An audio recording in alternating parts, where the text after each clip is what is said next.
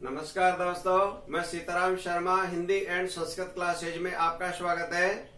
आज हम संस्कृत व्याकरण में कारक पढ़ेंगे, तो शुरू करते हैं।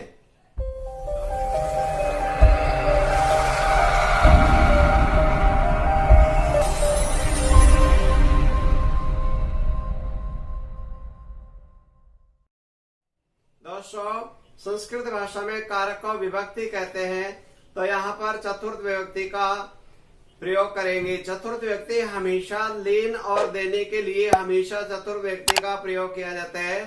जैसे यहाँ पर आ जाता है नृपे याचकाय धनम ददाति, राजा याचक के लिए धन देता है।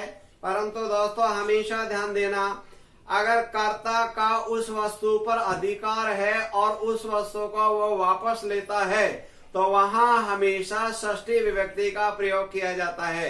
जैसे नृपे रजकस्य वस्त्राणि ददाति, यानी राजा धोबी के लिए वस्त्र देता है, तो यहाँ पर जो धोबी को वस्त्र दिए हैं वो राजा वापस लेगा, इसलिए षष्ठी विभक्ति का प्रयोग किया जाता है। परंतु अगर उस वस्तु को हमेशा के लिए दे दी जाती है वहां हमेशा चतुर्थ विभक्ति का प्रयोग किया जाता है।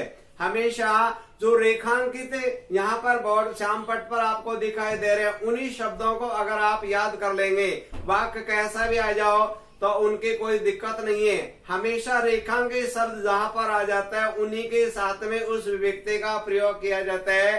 तो चतुर्थ विभक्ति का प्रयोग किन किन के रूप में होता है उन शब्दों को याद रखिए। यहाँ पर आ जाता है भक्ता रामा रोचते, यानी रुच धातु आ जाता है, रोचते शब्द आ जाता है, वहां पर भी हमेशा चतुर्थ विभक्ति का प्रयोग किया जाता है। इसके अलावा बालक पुष्पा इच्छति, कोई भी यानी बच्चा जो इच्छा रखता है वहां पर भी हमेशा चतुर्थ विभक्ति का प्रयोग किया जाता है। इच्छा के रूप में भी चतुर्थ विभक्ति का प्रयोग किया जाता है। इसके अलावा है अगर कहीं पर भी क्रोध आ जाता है तो वहां पर भी हमेशा चतुर्थ विभक्ति का प्रयोग किया जाता है।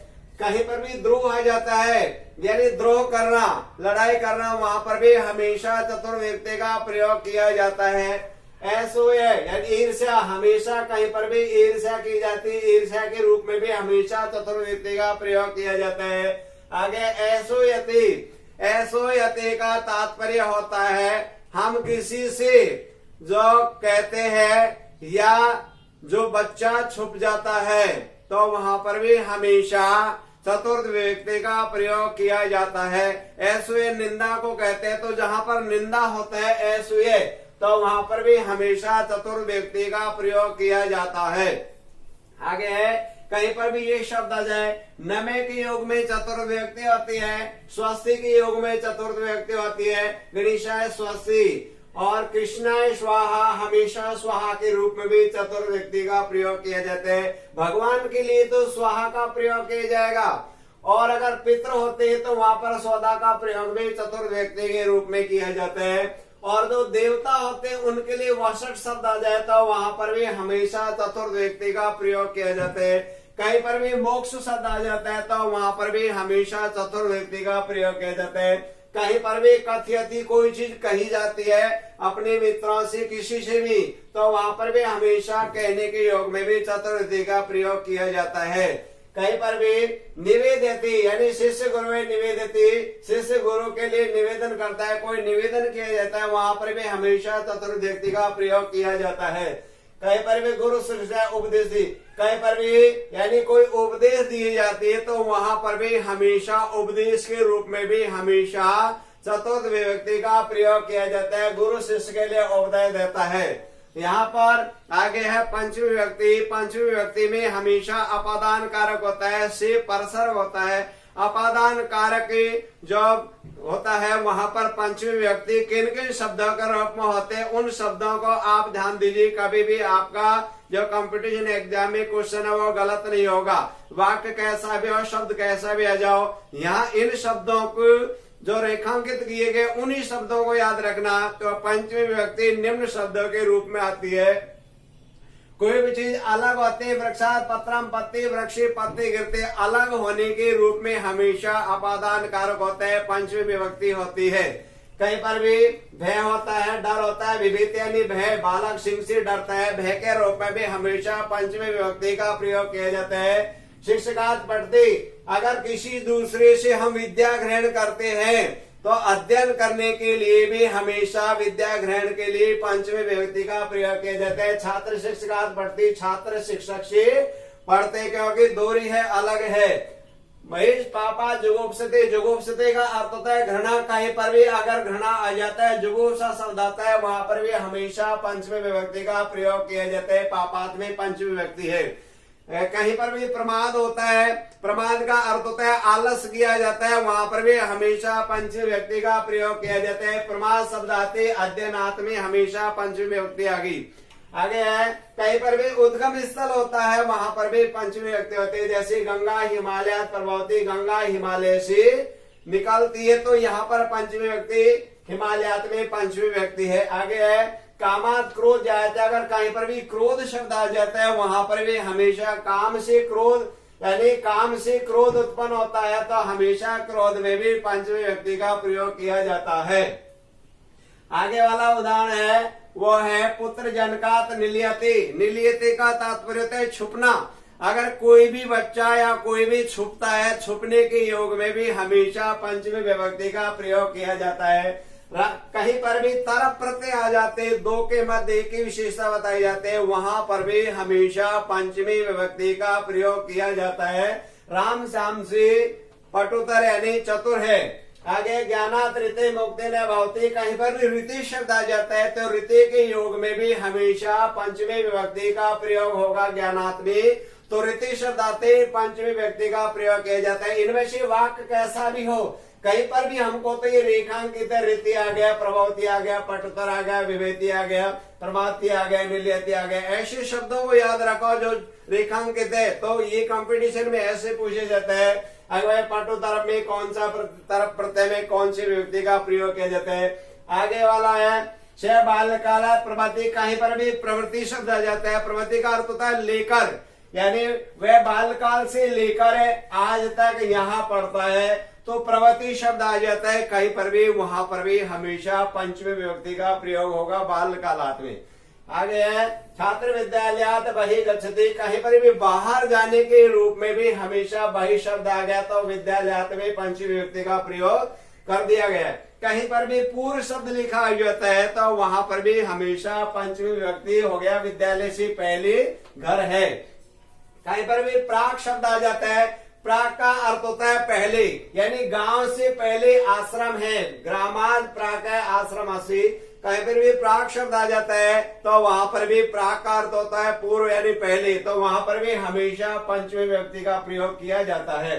रामात अन्य, कहीं पर भी अन्य शब्द लिखा जाता है, तो वहां पर भी हमेशा पंचमी विभक्ति का प्रयोग होगा रामात में। आगे अयम कह अस्ति, रामाद परम श्याम श्यामस्ति, कहीं पर भी परम शब्द आ जाता है, परम का अर्थ होता है बाद में, वहां पर भी हमेशा पंचमी विभक्ति हो गया कि राम के बाद में श्याम है, तो परम शब्द आते ही परम का अर्थ होता है बाद में, वहां पर भी पंचमी विभक्ति का प्रयोग किया जाता है। आगे वाले है षष्ठी विभक्ति। षष्ठी विभक्ति का प्रयोग हमेशा किसी से संबंध बताने पर हमेशा षष्ठी विभक्ति का प्रयोग किया जाता है। इसकी जो पहचान के जो शब्द है, निम्न शब्दों के रूप में हमेशा षष्ठी विभक्ति का प्रयोग किया जाता है, यानी किसी का संबंध बताते वहां पर हमेशा संबंध षष्ठी विभक्ति होती है। कहीं पर भी तम प्रत्यय आ जाता है, अनेक के मध्य में किसी एक की विशेषता बताई जाती है, वहां तम प्रत्यय का प्रयोग किया जाता है। वह षष्ठी और सप्तमी दोनों विभक्ति का प्रयोग कर सकते हैं, जैसे कवियों में कालिदास श्रेष्ठ है। कहीं पर भी अद्य शब्द आ जाता है, अद्य का अर्थ होता है नीचे, वहां पर भी हमेशा षष्ठी विभक्ति आ गई वृक्षस्मी। कहीं पर भी अगर मान लीजिए ऊपरी आ जाता है, ऊपरी का अर्थ होता है ऊपर, भवन से भवन के ऊपर पक्षी है, तो ऊपरी शब्द में भी हमेशा षष्ठी विभक्ति का प्रयोग किया जाता है। विद्यालय पुरे मंदिरम अस्ति, पुर का अर्थ भी होता है सामने, तो कहीं पर भी पुर शब्द आ जाता है, सामने विद्यालय के सामने मंदिर है, वहां पर भी हमेशा षष्ठी विभक्ति का प्रयोग किया जाता है। कहीं पर भी अगर समक्ष आ गया, समक्ष यानी सामने, वहां पर भी हमेशा अध्यापक अस्मि षष्ठी विभक्ति, वहां भी हमेशा षष्ठी विभक्ति का प्रयोग किया जाता है। कहीं पर भी अगर गृहस्थ अंत्य माता विद्यति, अगर अंत्य का अर्थ होता है अंदर, अंदर के रूप में भी हमेशा षष्ठी विभक्ति या सप्तमी का प्रयोग कर दिया जाता है। के घर के अंदर माता है। आगे है न कहीं पर भी समीप शब्द आ जाता है, समीप का अर्थ होता है नजदीक या पास में, वहां पर भी हमेशा षष्ठी विभक्ति का प्रयोग किया जाता है। कहीं पर भी अगर मध्य शब्द आ जाता है बीच में, वहां पर भी षष्ठी विभक्ति, जैसे पशुना मध्य ग्वाल अस्ति, पशुओं के मध्य में ग्वाल है, तो मध्य शब्द में भी हमेशा षष्ठी विभक्ति का प्रयोग कर दिया जाता है। आगे है बालकस कृति दुग्धमान्य, यानी कृत का अर्थ होता है, कृति का अर्थ होता है लिए, तो कहीं पर भी कृति शब्द आ जाता है जिसके लिए काम किया जाता है, वहां पर भी हमेशा बालकस तो षष्ठी विभक्ति का प्रयोग किया जाता है। अब यहाँ आगे है सप्तमी विभक्ति। सप्तमी विभक्ति का प्रयोग हमेशा अधिकरण कारक होता है, इसमें सप्तमी विभक्ति का प्रयोग किया जाता है। सप्तमी विभक्ति का प्रयोग निम्न शब्दों के रूप में किया जाता है। केवल उन शब्दों को ही आप ध्यान देंगे और किसी प्रकार का वाक्य पर ध्यान मत दीजिए। क्यों कि इन शब्दों के माध्यम से ही वाक्य बनते, इन्हीं शब्दों में सब कुछ विभक्ति छुपी हुई है, तो केवल इन शब्दों को ही आपको ध्यान देना है और कहीं पर भी आप ध्यान मत दो। आपका 100% कंपटीशन एग्जाम में विभक्ति को लगाना बहुत आसान हो जाएगा। जैसे आ जाता है वयम ग्रामे निवसामे, कहीं पर भी हमेशा क्रिया की सिद्धि जहां पर होती है वहां हमेशा सप्तमी विभक्ति का प्रयोग किया जाता है। आगे आ जाता है स्नेहति, यानी किसी से स्नेह करते, प्रेम करते, वहां पर हमेशा सप्तमी विभक्ति का प्रयोग किया जाता है। तो पिता पुत्र से स्नेह करता है, कहीं पर भी संलग्न शब्द आ जाता है साथ में, वहां हमेशा सप्तमी विभक्ति होती है। राम स्वीकारी संलग्न अस्ति, राम अपने कार्य में संलग्न है, तो स्वे कार्य में सप्तमी विभक्ति का प्रयोग कर दिया गया है। आगे आ जाता है गोपाल संस्कृति चतुर अस्ति, कहीं पर भी चतुर शब्द लिखा जाता है, वहां पर भी सप्तमी विभक्ति का प्रयोग किया जाता है। गोपाल संस्कृत में चतुर है। आगे है बालकस पितरे श्रद्धा, कहीं पर भी श्रद्धा शब्द आ जाता है, वहां पर भी सप्तमी विभक्ति का प्रयोग किया जाता है। कहीं पर भी विश्वास आ जाता है शब्द लिखा हुआ, वहां पर भी हमेशा सप्तमी विभक्ति का प्रयोग किया जाता है। और कहीं पर भी ध्यान दीजिए, अगर मान लीजिए एक क्रिया के बाद में दूसरी क्रिया होती हो तो पूर्व क्रिया में और उसके कर्ता में हमेशा सप्तमी विभक्ति का प्रयोग किया जाता है। जिस प्रकार से यहाँ पर है रामे वनम गते दशरथ प्राणा त्यजते, राम के वन जाने पर दशरथ ने प्राणों का त्याग दिया, तो रामे है प्रथम कर्ता है और प्रथम जो क्रिया है, इन दोनों में सप्तमी विभक्ति का प्रयोग कर दिया गया है। आगे वाला कि राम के वन जाने पर दशरथ ने प्राणों का त्याग दिया। दूसरा उदाहरण है सूर्य अस्तम गति सर्वे बालका ग्रह में गच्छने, सूर्य के अस्त हो जाने पर सभी बालक घर चले गए, तो यहाँ पर प्रथम जो करता है वह सूर्य है और जो प्रथम क्रिया है वो गति है, तो सूर्य में और सर्वे में गति में सप्तमी विभक्ति का प्रयोग, क्रिया गति हो गया और कर्ता यह होगा सूर्य, तो प्रथम कर्ता और जो प्रथम क्रिया होती है वहां हमेशा सप्तमी विभक्ति का प्रयोग किया जाता है। दोस्तों जो रेखांकित यहाँ पर शब्दों के नीचे रेखा खींची हुई है, यहाँ पर जो काली स्याही के माध्यम से शामपट पर निशान है, केवल आप उन्हीं को याद रख लीजिए तो बिल्कुल कदापि गलत नहीं होगा। दोस्तों अगर आपको ये वीडियो अच्छी लगी तो आप इसे लाइक करें तथा हमारे इस चैनल को सब्सक्राइब करें, और इस टॉपिक में आपको किसी प्रकार की कोई प्रॉब्लम हो तो आप हमें कमेंट करके अवश्य बताएं।